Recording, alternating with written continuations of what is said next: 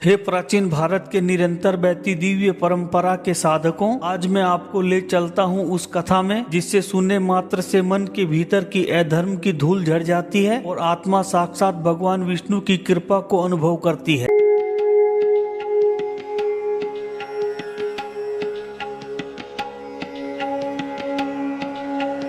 यह है निर्जला एकादशी की पवन कथा। सुनते सुनते आप भीतर से वैसे ही पवन हो जाएंगे मानो प्रभु स्वयं आपके समीप खड़े होकर ये कथा सुना रहे हो। बहुत बहुत प्राचीन काल की बात है, जब पृथ्वी पर धर्म अपनी पूरी महिमा के साथ प्रकाशमान था। पर्वत, नदियां, वृक्ष, औषधियां सब अपनी दिव्य चेतना से भरे हुए थे। तब देवताओं की गंध और ऋषियों का तेज पृथ्वी का आभूषण था। उसी समय हस्तिनापुर में पांडव रहते थे, धर्म, सत्य और पराक्रम के प्रतीक। उनमें एक थे भीमसेन, जिनके नाम से ही देवतियों के हृदय कांप जाते थे। भीम बल का पर्वत थे, पर भीतर से वे उतने ही सरल, भावुक और भगवान के अत्यंत प्रिय। एक दिन प्रातःकाल भीम अत्यंत चिंतित होकर बैठे थे। उनकी आंखों में संघर्ष था, समझ से परे, ऐसे मानो कोई भारी बोझ हो। उनकी माता कुंती उनके समीप आई और बोली, वत्स योद्धा, मनुष्य क्यों उदास बैठा है? क्या कोई पीड़ा है? भीम धीरे धीरे बोले, माता, एक पीड़ा है जो मेरे भीतर जल करनाल की तरह घूमती रहती है। मेरे भाई सब एकादशी का व्रत करते हैं, तुम करती हो। स्वयं श्री कृष्ण एकादशी को सर्वोत्तम मानते हैं। उन्होंने गहरी सांस ली, पर मैं उपवास नहीं कर पाता माता। मेरा शरीर इतना विशाल है कि बिना भोजन के मेरे भीतर अग्नि तड़पने लगती है। यदि व्रत न करूं तो धर्म छूटता है और करूं तो शरीर छूट जाता है। ये कहते हुए भीम का विशाल आंखों में पानी भर आया। माता कुंती ने केवल इतना कहा, वत्स, इस संसार में हर प्रश्न का उत्तर ज्ञान के प्रकाश में मिलता है। जाओ महर्षि व्यास देव से मिलो।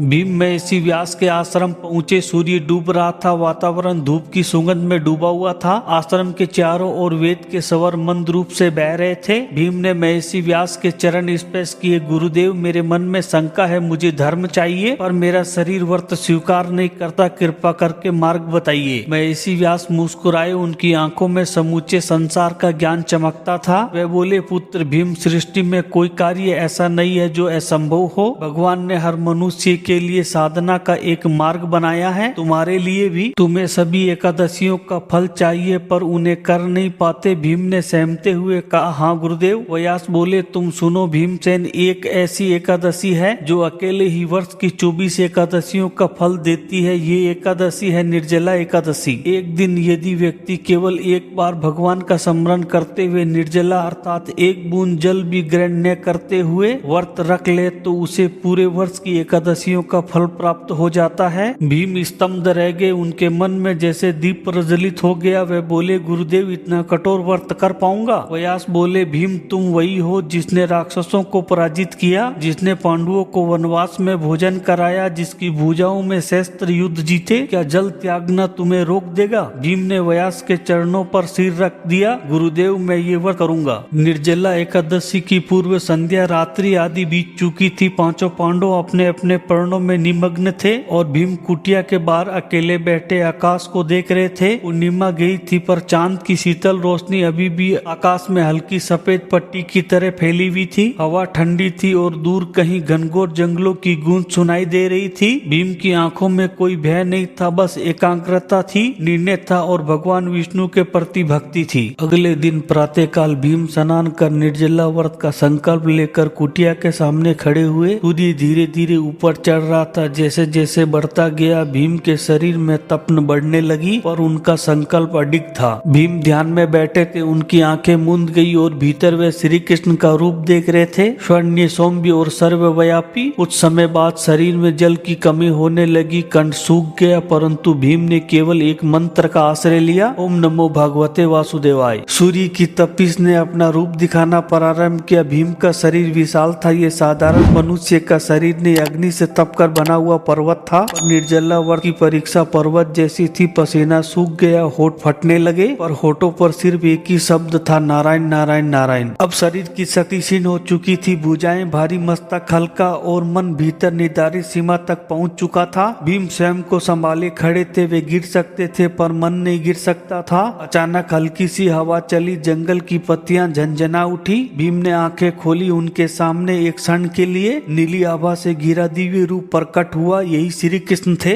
वह मुस्कुराए जैसे सूर्य भी उनकी मुस्कान में विलीन हो जाए। श्री कृष्ण बोले, भीम तुम्हारा संकल्प सफल है, तुमने निर्जला एकादशी का फल पा लिया है, तुम्हारी भक्ति से विश्व पवित्र हुआ है। यह कहकर श्री कृष्ण का दिव्य स्वरूप अंतर्हित हो गया। भीम भाव विभोर होकर भूमि पर बैठ गए। उनके चेहरे पर दिव्यता की चमक थी, थकान नहीं बल्कि आत्मा की विजय। अगली सुबह द्वादशी का पावन सूर्य उदय हुआ। भीम ने विधि विधान से पराना किया। उन्हें वे शांति मिली जिसे पाने के लिए मनुष्य जन्म जन्मांतर भटकता है, और तभी से निर्जला एकादशी भीमसेन एकादशी के नाम से प्रसिद्ध हो गई। हे साधकों, इस कथा का महत्व केवल इतना नहीं कि व्रत करने से पुण्य मिलता है। इस कथा का असली सार यह है, जहाँ संकल्प हो वहाँ भगवान स्वयं चलकर आते हैं, जहाँ सत्य हो वहाँ भगवान स्वयं प्रकट होते हैं, जहाँ भक्ति हो वहाँ असंभव भी संभव बन जाता है। भीम ने शरीर से नहीं भक्ति से व्रत किया और भगवान ने भक्ति को ही स्वीकार किया।